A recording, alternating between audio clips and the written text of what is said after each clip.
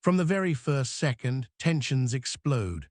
The defendant storms into court, lashing out at the system itself, accusing the judge, prosecutors, and police of stealing years of his life.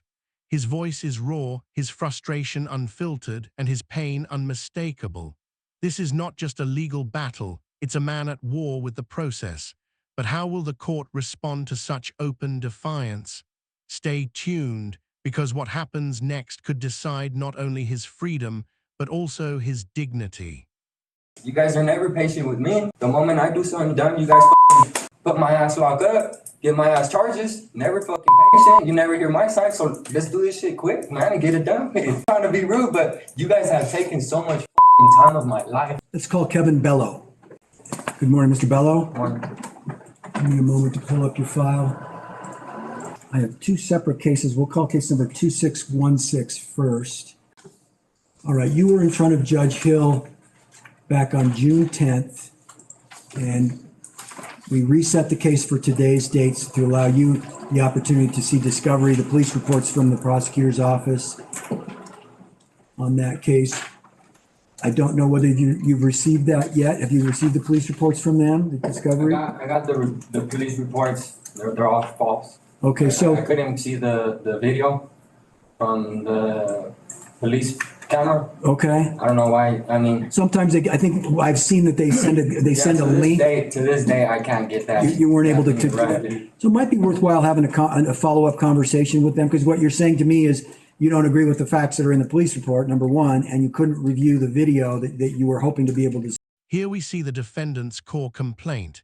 He claims the police reports are false, and he's never been given access to crucial body cam video.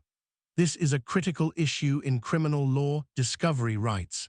Every defendant has the right to review the evidence against them, including police reports and video footage. Without this access, how can anyone properly defend themselves?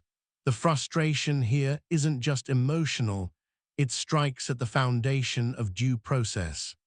See, right? Yeah. So yeah, but I also just want to, try and get this done. And that's I got things to do, this is taking a lot of my time right now. I understand, and that's part of the process. Obviously, when you get charged with a criminal offense, it can take some effort to get it resolved. All I can do at this stage is give you the options that you have. You haven't entered a plea to any charge.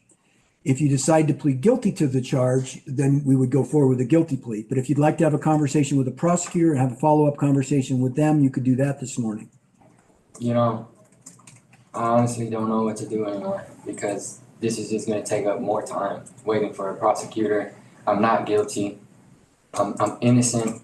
I'm innocent. I don't know how else to say it to you guys. But I don't know what else to tell you, honestly, dude.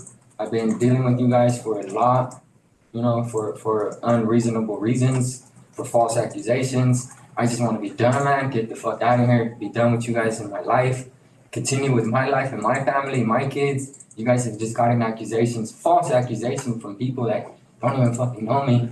You guys take the charges, hammer me with them, and try and get money and money and money and money and money and money and money and money and money and money and money and money off me every fucking time.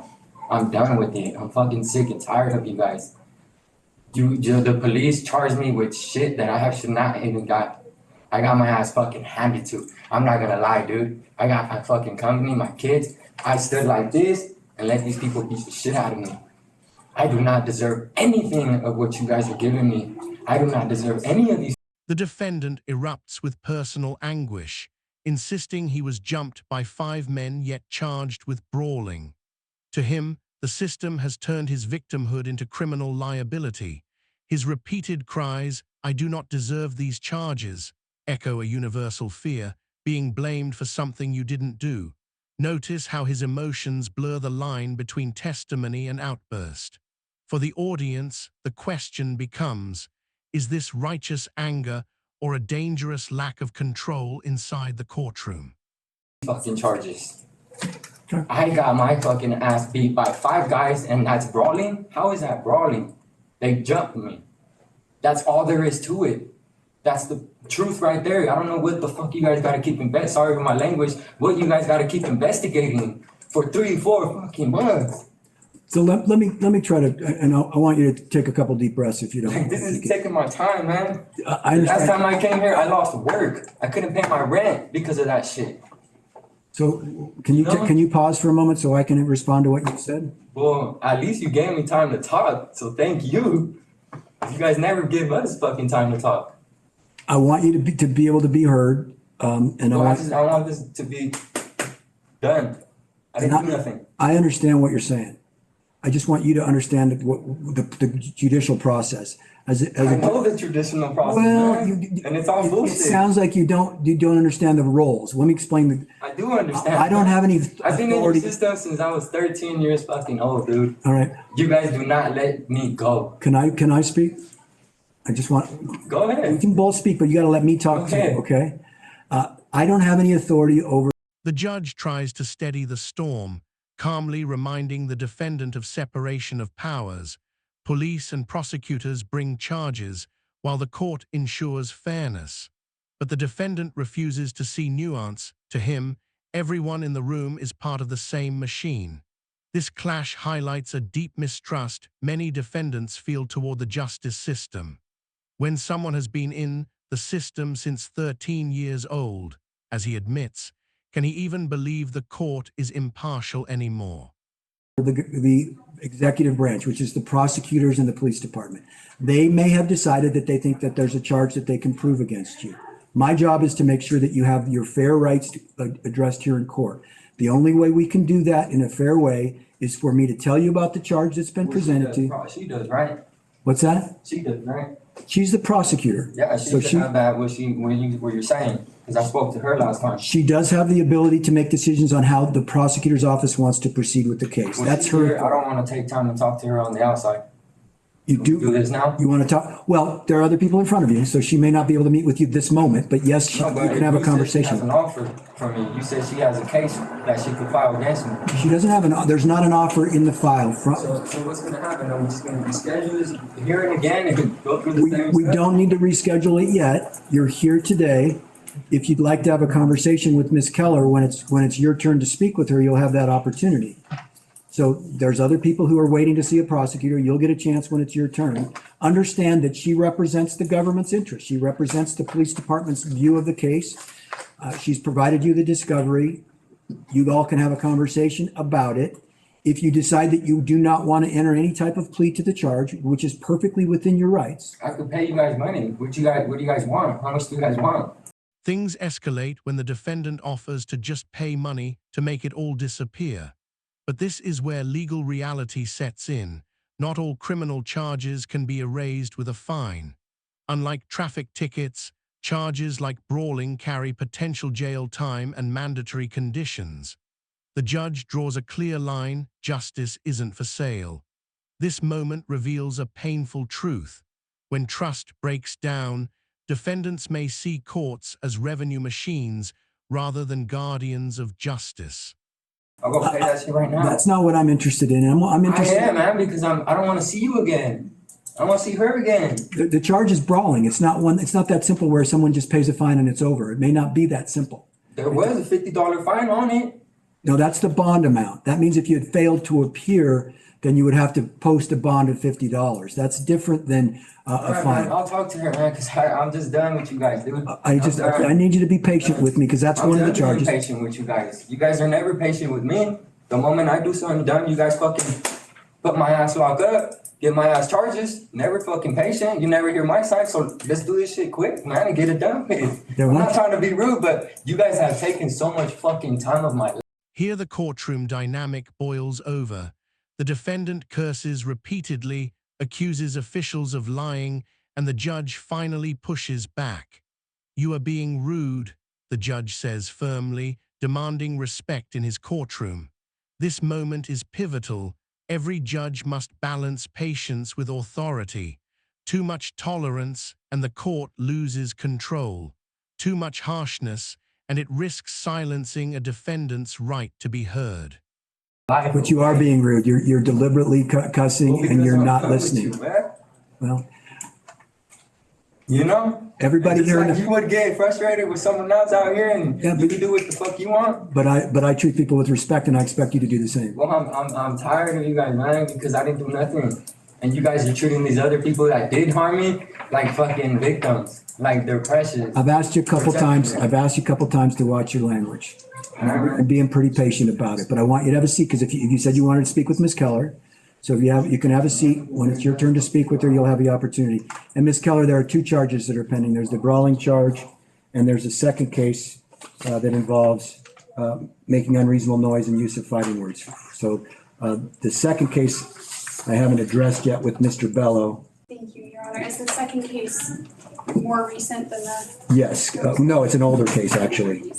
So I can go through the history with you on that, but you'll just want to look at it and see what the status is for that older case. And I just want to clarify, I know he was represented by Ms. Toline on an earlier case. Is that?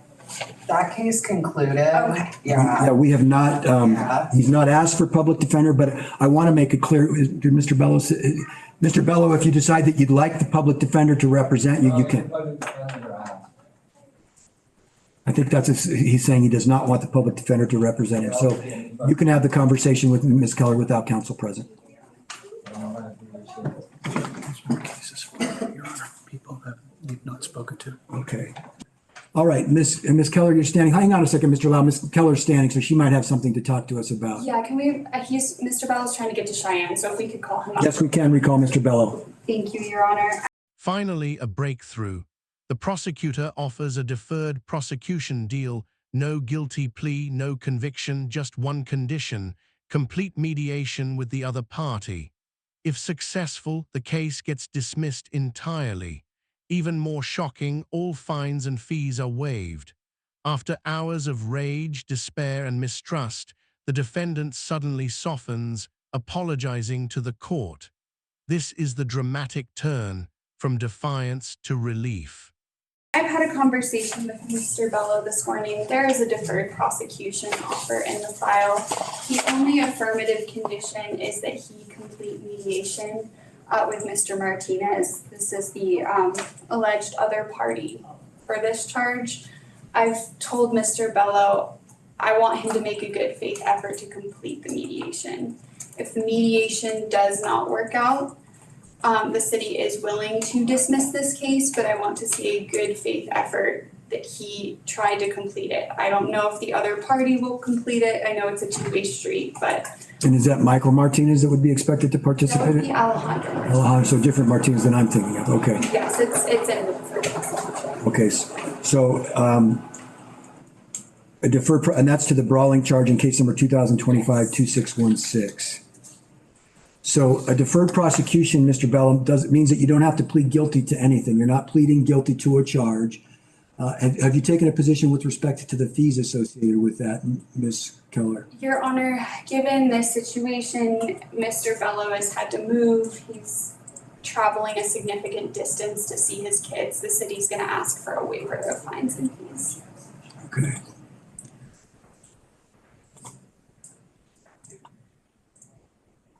So it's case number 2025-2616. There is a deferred prosecution offer in the file. The condition of the deferred prosecution is that you number one, not be charged anywhere in the next 3 months with a charge of a criminal offense that results in a guilty finding. And then the other condition is that you make a good faith effort to complete mediation through the Community Mediation and Resolution Center for the City of Boulder. So you'll be given their contact information. You're going to still have a quick meeting with Fernanda, who's our probation officer. She's going to give you the information for the community mediation folks. I don't get to decide what good faith effort means because I think you and Ms. Keller have had that conversation. But you're going to need to at least contact those folks and be willing to participate in a mediation. That's what you'd be expected to do. Based on the request from Ms. Keller, I'm going to waive the deferred prosecution fees associated with the case.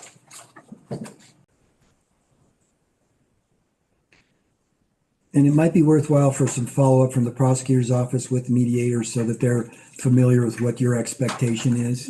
I wouldn't want to get a letter back saying that the person's failed to comply and then we have to address I them. can reach out to them today and just give them a heads up. That sounds great. Yeah. Yeah, my sincere hope is that this will lead to a better living situation for for everybody. Okay, thank you for that, Ms. Keller. And then I want to just pull up the other case because there were two cases that were filed here.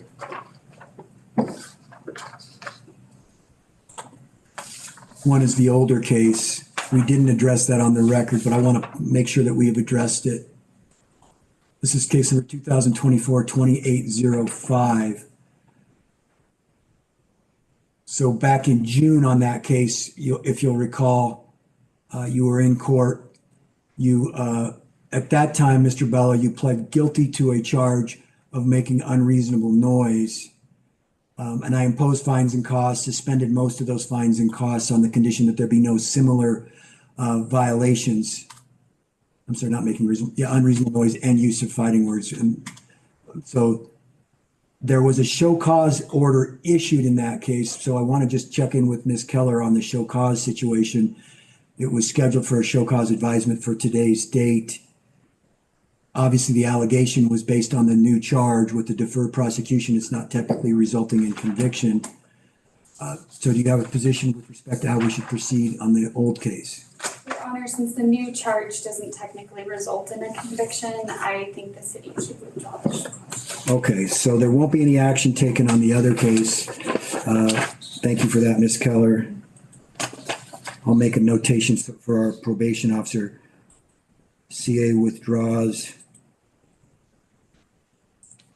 motion for show cause. That case will remain open. Let's see, it was a suspended sentence for 12 months, so it remains open. Well, at this point it doesn't, because it was June 11th when you entered into that case last summer, and it was a 12-month suspended sentence. So my understanding would be that there would no longer be any conditions at this juncture on that case because the 12-month suspended sentence has now been completed. That makes sense to me. Okay. So that case can close. So just one case will be open. We'll have you meet with Fernanda. She'll go over all of this with you. She's going to give you the contact information. I'm going to waive the deferred prosecution fee. And you'll have to contact community mediation to get go through the mediation process through the city.